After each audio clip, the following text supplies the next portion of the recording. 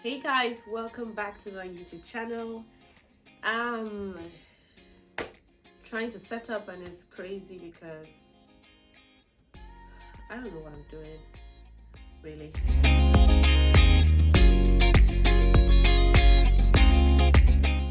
Hello. The reason you clicked on this video, we're going to head straight to that.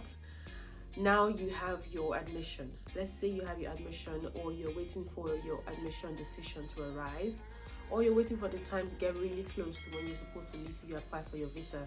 Or your case is that your visa is already here, but you just can't leave right now because you booked your flight far away. So what should you be doing right now as you're waiting to leave your home country for Belgium?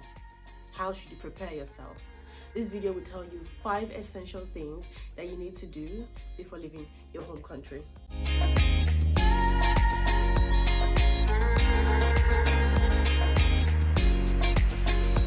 The first and the most important thing you need to do is to learn the language. If you're not from a French-speaking country, you should learn to speak French. If you're not from South Africa that speak Afrikaans, or even if you speak Afrikaans, Dutch is a little bit different.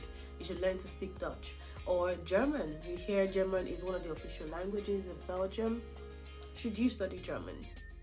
So this is the essential thing you should know. Belgium has 3 official languages. What am I doing for? 3 official languages: the French, the Dutch, and the German. German is not very popular because it is very little, just a sprinkle of, some people in the edges of the country that speak German. So it's as though they have 2 official languages. They even recognize English more than they recognize German.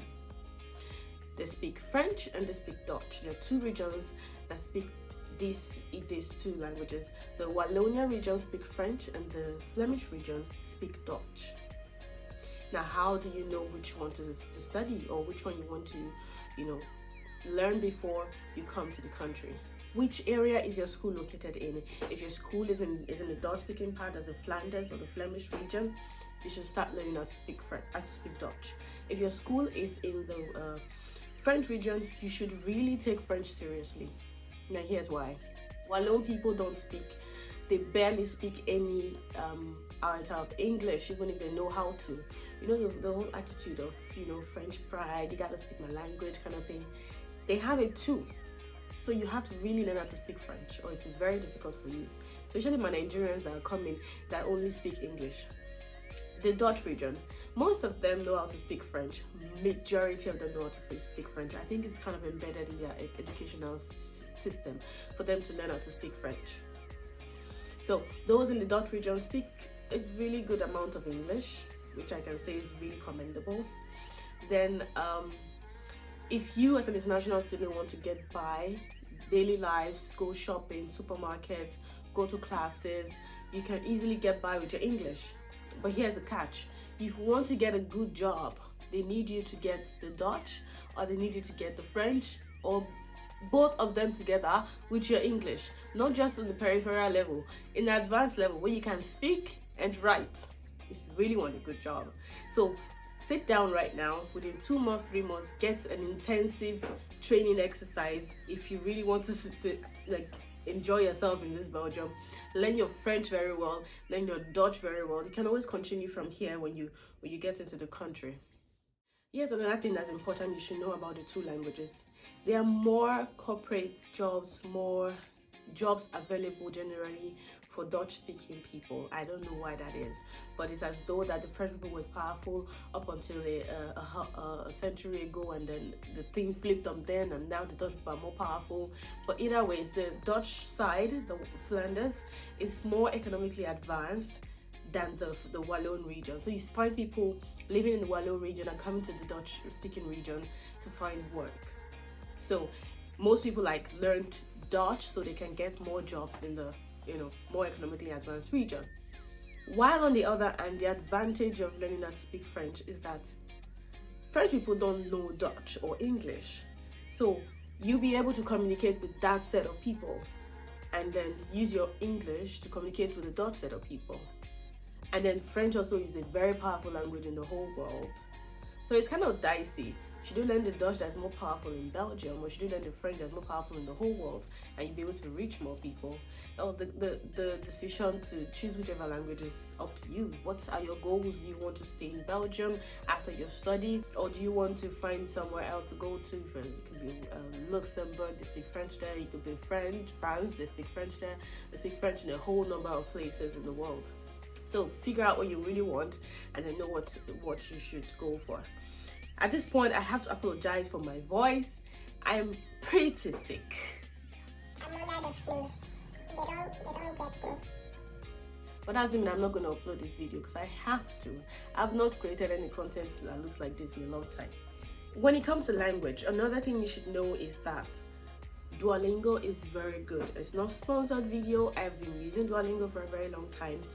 You can start learning with Duolingo if you're really busy, but if you're not, I would advise you take it really seriously, because this is the next step of your life and you really want to be prepared for it. The second thing that's important to know is the transportation. How would you get from point A to point B? The first level of transportation is the trains. Belgium is connected with a very good railway network, so you can get affordable rates to go to other areas in Belgium, even beyond Belgium. You can take a train to Luxembourg, a train to France, a train to Germany, trains to Netherlands. I'm kind of on my way to Netherlands right now. Expect a video from me, in Amsterdam in a few days. But yes, you can get by with train. It's really affordable. Now, there's a quick tip that people don't usually tell you when you get here, is that there's something called advanced reimbursement offered by your insurance. If you are a very low income earner, there's a salary range. I think it's about 19,000 euros. If you don't end up to 19,000 euros in a year or the previous year, you're eligible for advanced reimbursement. You apply for this with your insurance, and they give you this reimbursement, and you tender it to your railway network, and you're able to get 50% discount on most travels that you do within Belgium.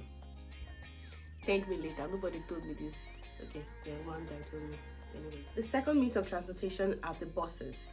If you're coming as a student, you don't really have a problem with the bus system, because your school usually provide this, or at least KU Leuven provide this for you. With just 20 something euros, you're able to take a bus from where you are to wherever within a year. 20 something euros is very cheap, when normal people would pay 3 euros per 1 hour ride. You're paying 20 something euros to have access for a full year. So that's really cheap.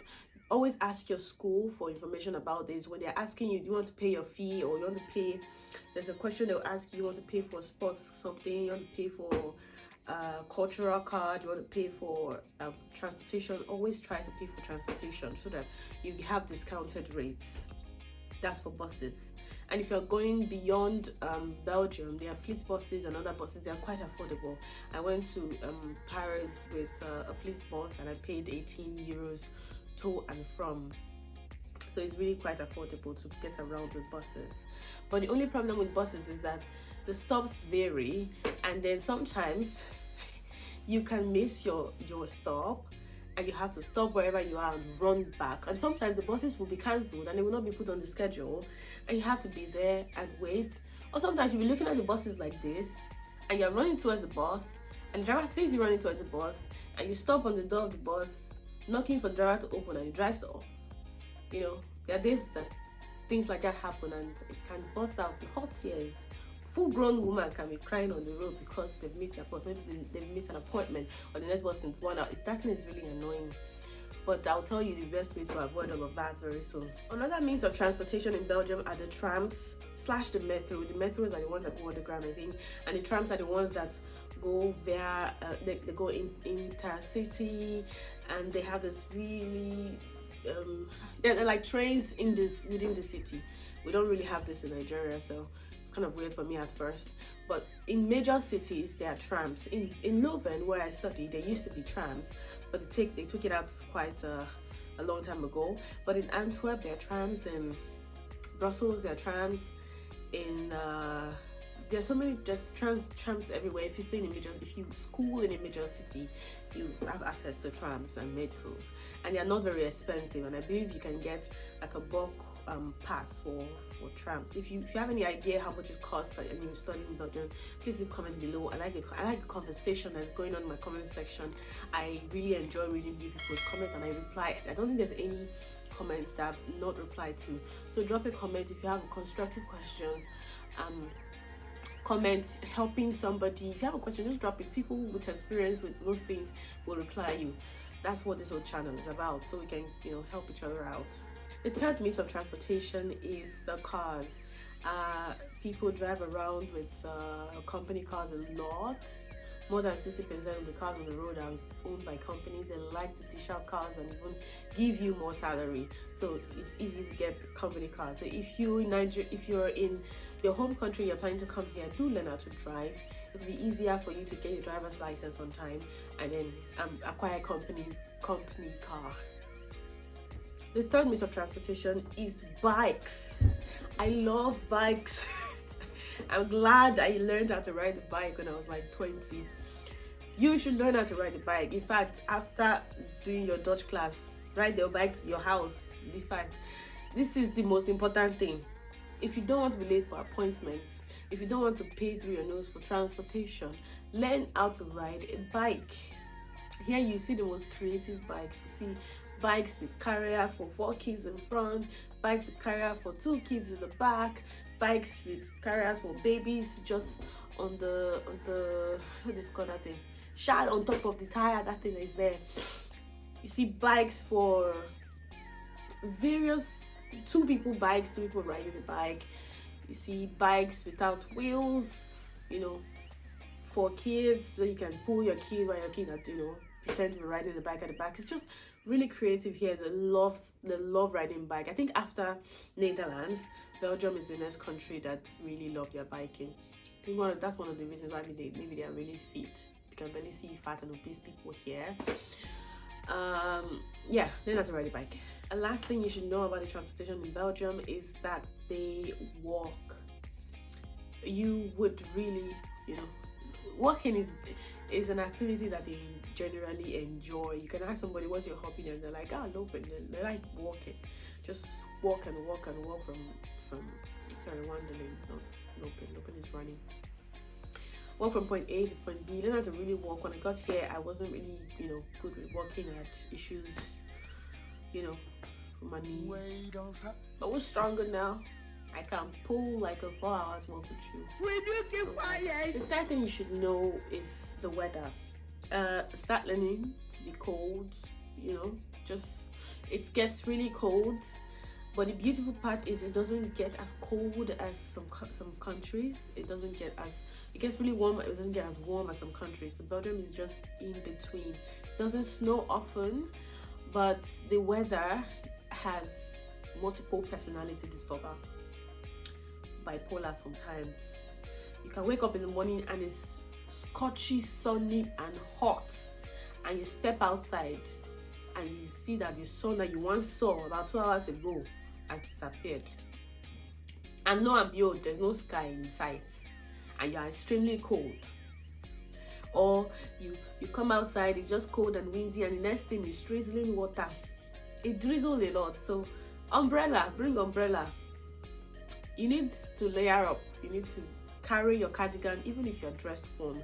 Carry a cardigan, maybe carry a hose and put in your bag so you change into something warmer when you're outside. You're going to spend a long time outside, so that it does not catch you unaware. That's one thing about the weather here. Next thing you should know about Belgium as you're preparing to come is the geography and the politics. Okay, Belgium is complicated when it comes to the politics. Geography, let's just finish that. First of all, it's a very tiny country. It's located, just by the side of France, bordering Netherlands, and up top above the ocean you have the UK, and just below you have Germany.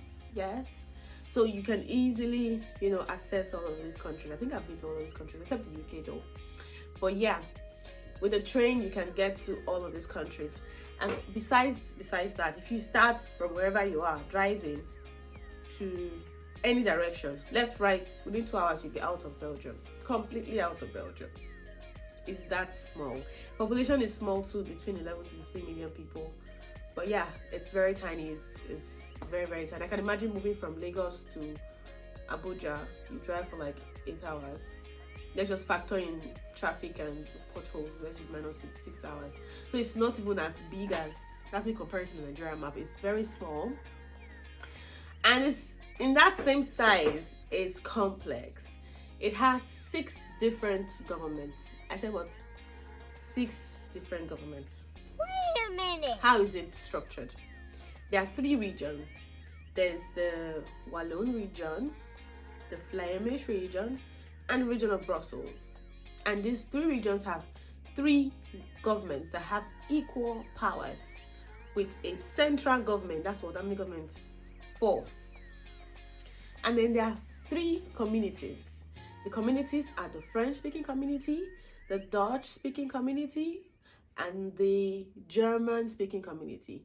So while the German-speaking community and the French-speaking community have their different parliaments that handle different governments that handle things that are relating to the individual, like the healthcare and the other sort of things relating to the person, the Flemish-speaking community decided to merge its own government with the Flemish region. So the Flemish region and the Flemish-speaking community have one government. So it's absorbed into that. And that's like, plus the remaining 2, French and German-speaking communities. They now merge everything. So you now have 6 different governments. And they all have distinct powers, and they somehow understand how it works, and it's so strict that the documents that you have in the Dutch-speaking part are all in Flanders. The documents that you have in the French-speaking part are all in French, and one person can have to relate to the 3, 6 governments depending on how your life is. Another point about the geography is that it's the 5th smallest country in Europe. Luxembourg is tiny, but yeah, it's 5th smallest country. Is very small, but it's powerful. The headquarters of the EU, Brussels, is in Brussels. The next thing you should know before coming to Belgium is that their food is healthy. If you eat like a Belgian, you're not going to, blow up. They eat a lot of fruits and vegetables, but the national food that you really know them for, that you can see everywhere, is beer, fries, chocolate, waffles. Okay, that's it for now. They love cheese too. I think it's like a European thing, the Western world thing. We don't eat a lot of cheese in Nigeria. They love cheese, they love wine. You can entertain your guests with cheese and wine. Yeah, if you my advice, if you come here, just try to delve into the vegetables, the wheat loaf, more than you delve into the fancier and the more staple things that you see, like the fries and the rest of them. But if you eat like a Belgian, you would not have issues with your health. And then also, besides they eating a lot of all these foods, they work out a lot. The running culture and the exercise culture is really good. You can see somebody running in the rain, in the snow, at night with lights here and light at the back. They are running, and it's not really a big deal for anybody. So these are the 5 important things. Of course, there are lots of things and lots of resources out there, lots of videos out there that you can watch to also update yourself. I know when I was waiting for my visa, when I was praying and fasting, I googled a lot of information like this. I couldn't find so many of them. So here you go. Yes, at this point, I would like to appeal with you to please subscribe. Please subscribe and share the video to your friends and your family, and comment and put thumbs up. It makes YouTube suggest my videos very much. And guys, expect more content from the girl. I just got an earphone. I think it's done. I think it's done. Shout out to everyone that's ever asked me a question on Instagram. You guys are the real G's. I hope I could help you guys. And please don't forget to link up with your girl on Instagram. Thank you very much. Goodbye. Testing with a flash, but this is going to really hurt my eyes, but I'm just gonna try it. Let's get straight to business. Okay. Okay, I think this is better, but I just have to come a little bit forward, and I hope this is nice. I really hope this is nice.